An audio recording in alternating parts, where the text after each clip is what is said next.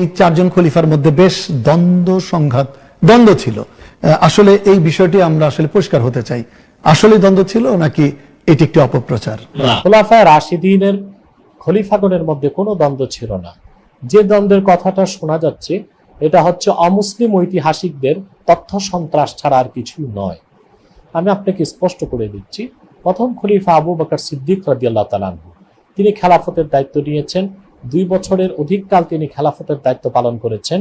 সামান্যতম দ্বন্দ্ব সংঘাত সাহাবায়ে কেরামের মধ্যে দেখা যায়নি, বরং আল্লাহর হাবিব নূর নবী মুহাম্মদ সাল্লাল্লাহু আলাইহি ওয়াসাল্লাম যখন দুনিয়া থেকে বিদায় নিলেন, মহান আল্লাহ তাআলার সান্নিধ্যে চলে গেলেন, তখন খলিফা কে হবে প্রশ্ন উঠেছে।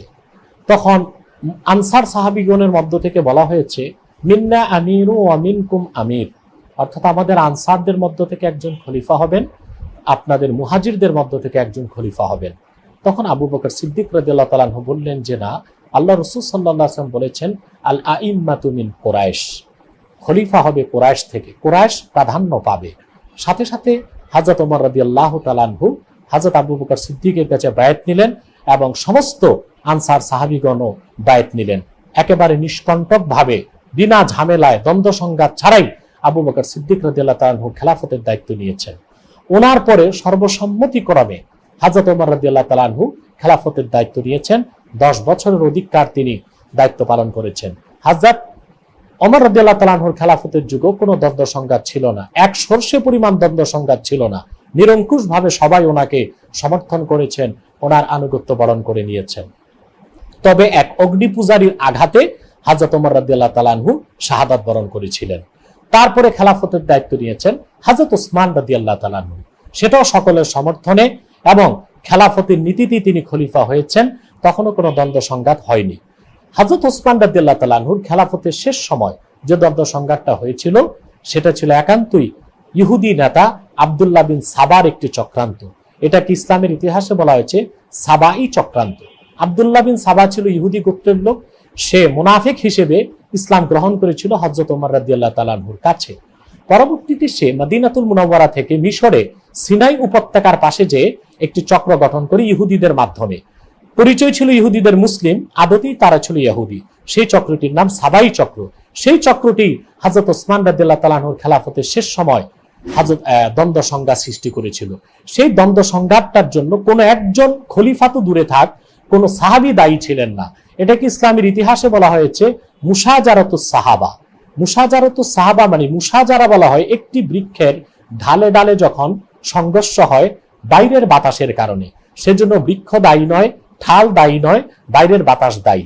অতএব মুশাজারাতুস সাহাবা বলতে ইসলামের ঐতিহাসিকগণ এটাই বুঝিয়েছেন যে সাহাবায়ে কেরামের মধ্যে যে কিছুটা দ্বন্দ্ব হয়েছিল সেটাও ব্যক্তি স্বার্থে হয়নি, রাজনৈতিক কারণে হয়নি, সেটা হয়েছিল সাবাই চক্রের বাইরের চক্রান্তের কারণে।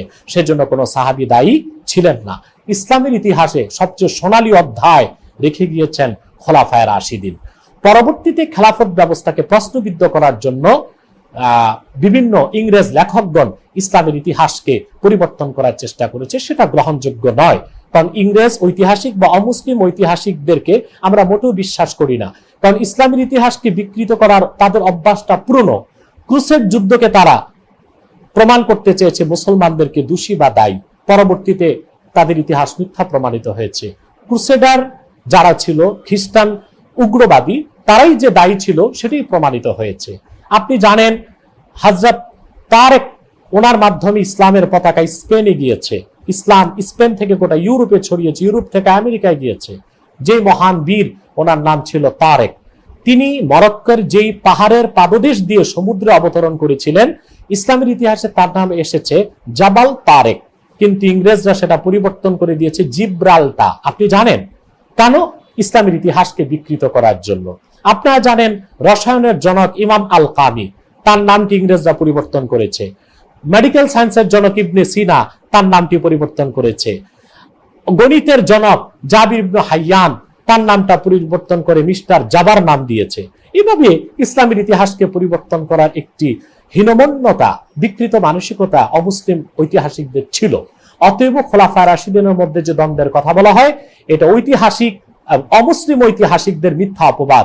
ইসলামের ইতিহাসে যেটা ইসলামের অথেন্টিক ইতিহাস যেগুলো, যেমন আমার কাছে সবগুলো আছে আলহামদুলিল্লাহ। ওয়াফিয়াতুল আয়ান, ইবনে খলদুনের আল মুকাদ্দামা, ইবনে কাসিরের আল বিদায়া ওয়ান নেহায়া, ইবনে জারির আত-তাবারির তারিখে তাবারি এবং তারিখে দিমেশক, এগুলো হচ্ছে ইসলামের অথেন্টিক ইতিহাস। সেখান থেকে আমাদেরকে খোলাফায়ে রাশিদিনের সোনালী অধ্যায়গুলো জানতে হবে। ইংরেজদের বিকৃত ইতিহাস পড়তে গেলেই আমাদের মধ্যে সন্দেহ এবং সংশয় সৃষ্টি হবে।